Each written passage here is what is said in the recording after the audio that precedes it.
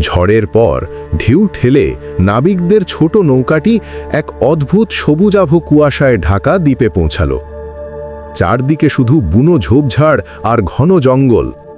দলের সবাই ভয় পেলেও ক্যাপ্টেন রেডফিনের চোখ চকচক করছিল, কারণ এই রহস্যময় দ্বীপেই লুকিয়ে আছে অভিশপ্ত গুপ্তধন।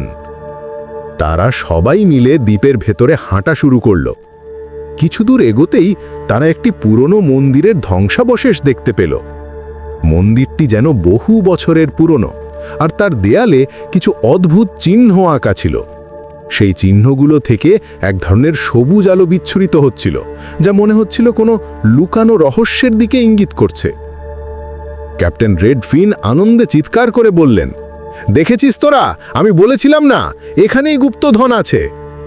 কিন্তু হঠাৎ করেই মন্দিরের গভীর থেকে একটি শীতল কণ্ঠস্বর ভেসে এলো, তোমরা সেই জিনিস খুঁজতে এসেছো যা মৃতদের, এবার তোমাদের তার মূল্য দিতে হবে।